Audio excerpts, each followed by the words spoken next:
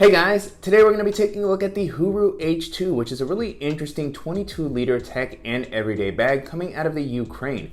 And it's always exciting to see all the different designs for backpacks that can be found around the world. I'd actually seen some videos on the H2 in the past, and it looked like a really solid all-around bag, so I was excited to finally have a chance to test this out.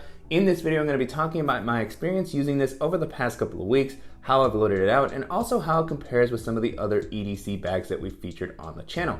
Before jumping into the video, I want to thank the company for sending the bag for me to test out.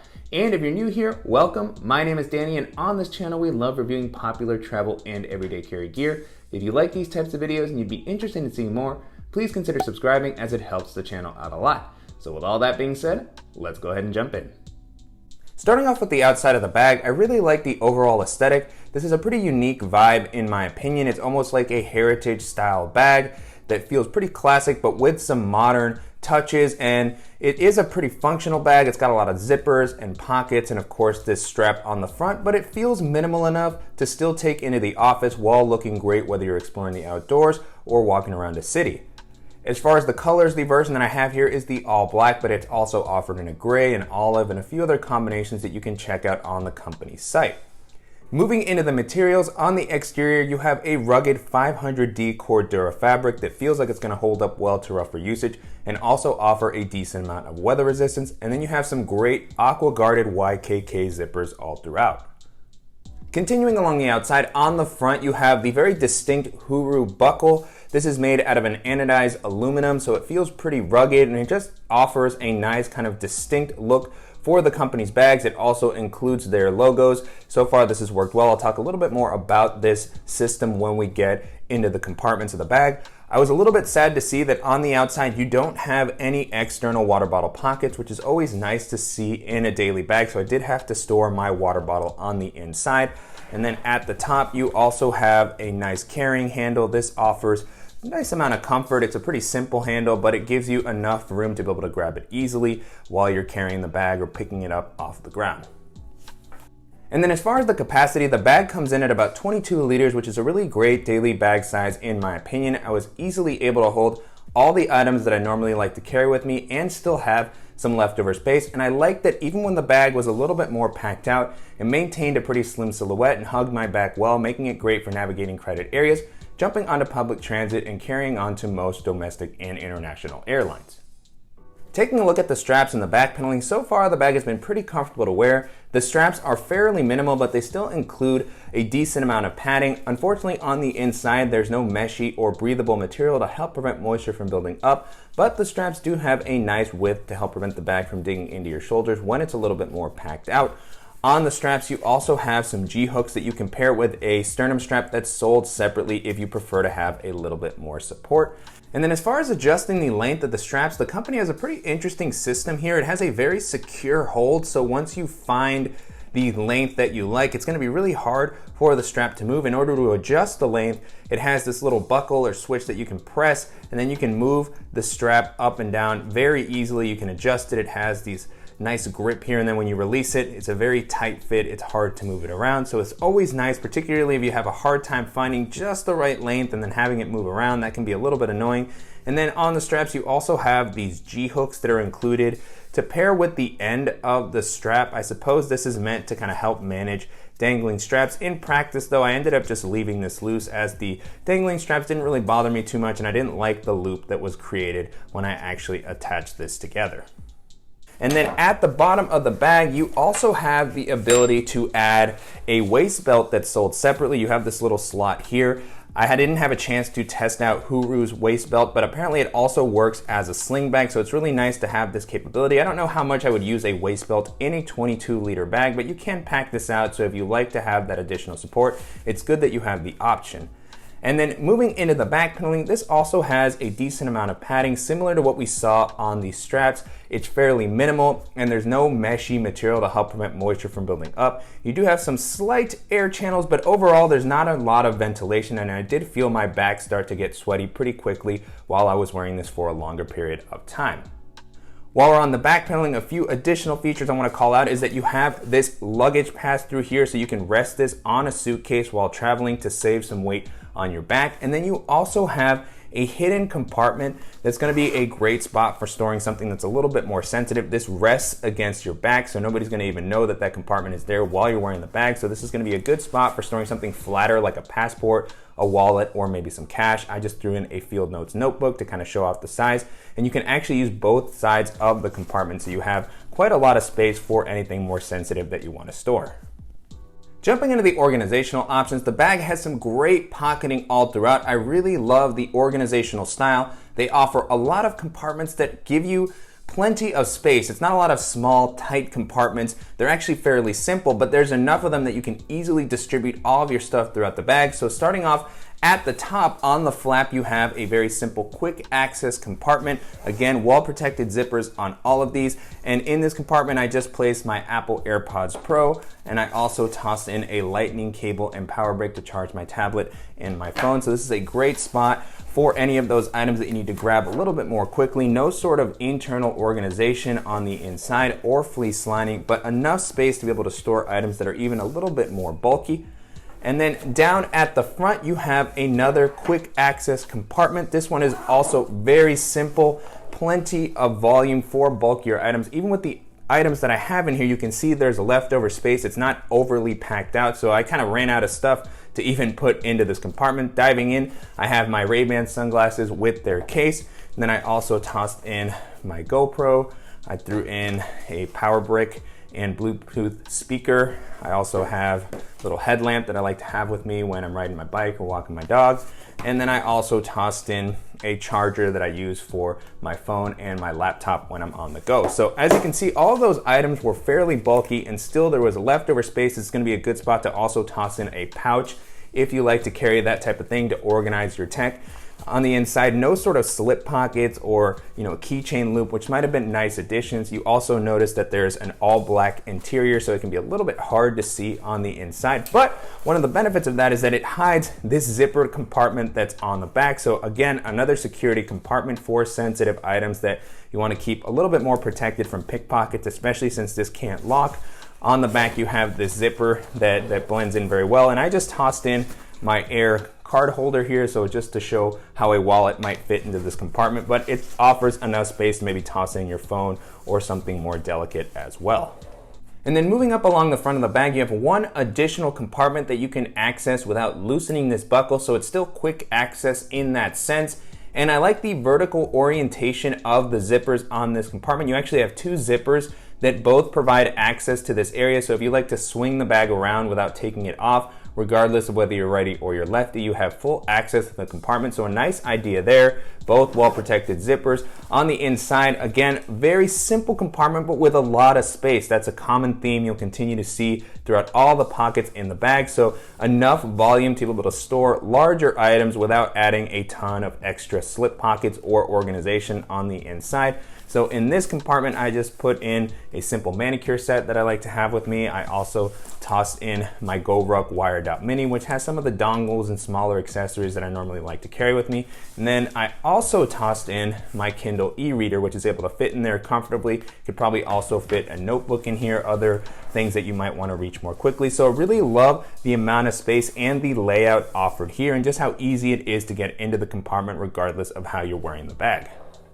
Moving into the larger main compartments of the bag, you'll have to release this buckle to be able to get under the flap and actually access the zippers. The buckle is fairly quick access. It releases easily. It has these buttons on the side that allow you to get it on and off quickly. And the system works pretty well. It feels secure and like it's not going to come off accidentally. One thing that I did notice about the buckle is that it's a little bit noisy. You can hear that there's just some jangling, so when you're walking around, that's pretty audible. So if you're somebody who doesn't like your zippers to make a lot of noise, this may be something that you'll want to keep in mind. To me, it hasn't bothered me too much, and I like the implementation here with just how easy it is to get the buckle in and off. It also feels very durable, again, with that aluminum material. You have the ability to adjust the length on this buckle. The bag has a pretty fixed volume, so it's not necessarily going to get much bigger, but if you don't fill it up completely, you can use this to compress the bag down and maybe not have it look quite as bulky. And also, this adds a level of security to these zippers at the top, right? So you don't necessarily need this flap to keep these zippers closed. They go all the way around, but if you have these zipper pulls placed at the top here, because they don't have the ability to lock, again, this just keeps them a little bit more secure from any sort of pickpockets that you might run into on the road. So a really interesting idea here. To me, the flap adds an extra bit of functionality that I like. And then you have two main compartments, one that's meant for the laptop and one that's just kind of the primary storage area.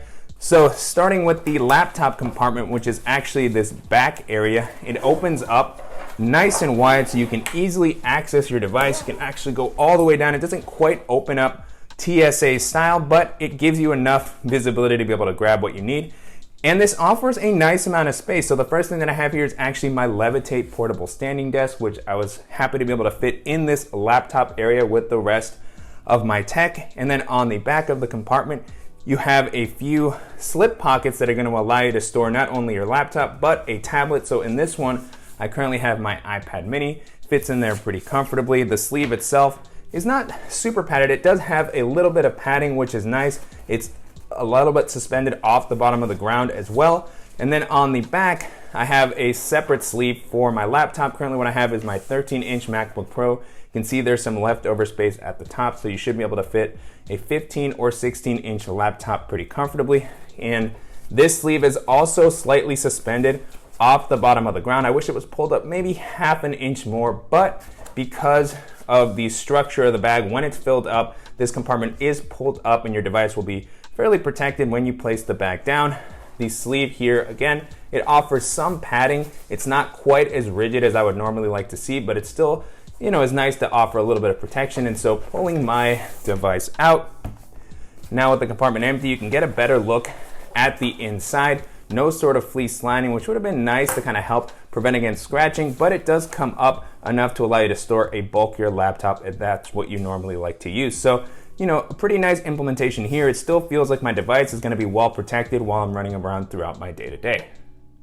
And then the last area that we're going to take a look at is the main compartment. And so this also has zippers that go down enough to allow you to open this up pretty much clamshell style so that you can easily pack everything out, and just gives you lots of visibility into the full volume of the compartment. I always like bags that allow you to pack this way. And so a really nice, simple layout here. Again, at 22 liters of capacity, I was able to fit the items that I normally like to carry with me and still have some leftover space if I wanted to toss in a jacket. And I like how well this handles bulkier items. So diving into what I have here, first up I have my DJI Mavic Mini case with the drone inside, and then I also have my Beats Studio wireless headphones.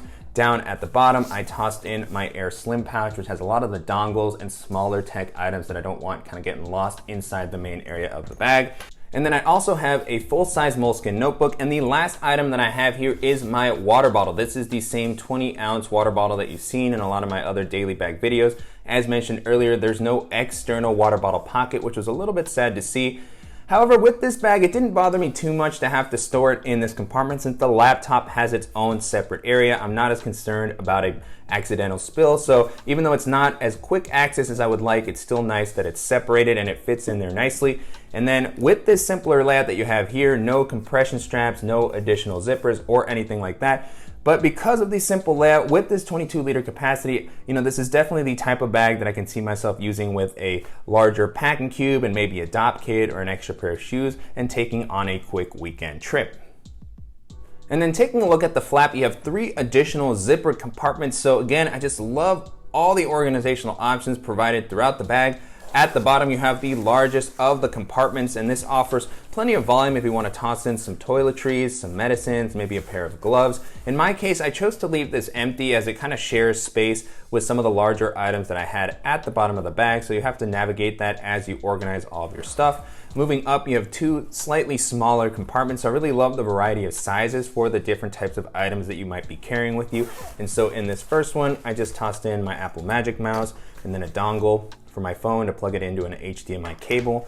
Plenty of leftover space here. And then on the one at the top, I have a simple deck of playing cards and then a little tin that has some Band-Aids and ointment. So lots of space in all of these compartments. I really love how much volume they offer. It just gives you so much flexibility with what you can store. Really love the overall layout and space in this main area and throughout the rest of the bag. It's solidly built, and if you're looking for a versatile and stylish everyday bag that's going to offer plenty of space and an excellent organizational layout, then this is going to be a really good option to check out. And so to wrap up, it's been a great experience testing out the Huru H2 over the past couple of weeks, and you can currently purchase it on the company site for about $190, so it's definitely not a cheap bag, but it does offer a very solid build quality and some really interesting features, and it also compares well to other similar bags in this price range. And so as I was testing this out, the first bag this made me think of is the Timbuk2 Spire Backpack 2.0, which is a really solidly built bag. It has a simpler layout than this, not quite as many pockets. It's also a pure top-loading bag. It doesn't have the clamshell style opening that this has, but it offers a lot of weather resistance, plenty of space, and if you're looking for something that has this type of an aesthetic, but that's gonna come in at a lower price point, then that's gonna be a good option to check out. The next bag this made me think of is the Boundary Supply Errant Pack, which has been one of my favorite EDC bags of the past few years. It's very comfortable to wear, solidly built. It offers a lot of weather resistance. You can open it up clamshell style, and it also has a top loading access zipper, lots of organization all throughout. And an interesting thing about that one is the ecosystem of accessories that Boundary Supply has put together. So if you're somebody who has to carry around some camera gear, there's gonna be options to allow you to access your camera gear quickly and keep it protected. So if that's the type of gear that you normally like to carry and you're looking for something that has maybe a little bit more of a techie vibe, then that's gonna be a good option to take a look at. Another bag this made me think of is the Modern Dayfarer Backpack, which we featured a while back on the channel, but that has held up very well over the years. It has a solid ballistic nylon exterior, a very sleek and professional look. It is a top-loading bag, but it also opens up fully clamshell, so it gives you a lot of flexibility with how you can organize your stuff. The ability to expand, it offers a suspended laptop compartment, so just a solid all-around bag. It's not going to be able to hold quite as much as this, but if you're looking for this type of bag that's going to work a little bit better for a professional office setting, then that's going to be a fantastic option to keep in mind. And then the last option that I'll mention here is the Evergood CPL24 V2, which has quickly become one of my favorite daily bags. It just has a fantastic organizational layout. Its clamshell style opening, the 24-liter capacity is really solid for anything that you might need for your day-to-day, but also for minimal travel, for a weekend trip or something like that. It's pretty close in size to this bag. It has a simpler overall kind of aesthetic, more minimal. It doesn't have the buckle or the flap, just more pure clamshell style bag. It has a very comfortable harness system, a solid build quality, and I really like this bag that it has a simpler pocket layout, but still plenty of options for keeping all of your stuff easy to reach. It has an excellent suspended laptop compartment. So if you're interested in the bag that's gonna be a little bit more minimal and also potentially work slightly better for the outdoors, and that's gonna be one of the best options that you can check out. With that being said, the Huru H2 holds up really well against all those bags, and if you're looking for a stylish and durable tech and everyday bag that's gonna offer plenty of space and organizational options, then this is gonna be a fantastic option to keep in mind. And I'm definitely curious to hear what you guys think of the Huru H2 and how it compares to some of the other popular EDC bags that we featured on the channel. And if there are any similar options that you think I should check out, as always, please let me know in the comments. And I want to thank the company again for sending the bag for me to test out, and to you guys for watching and supporting the channel. If you enjoyed this video, please give us a like, and if you haven't already, make sure to subscribe so you don't miss any upcoming videos, and we'll see you in the next one.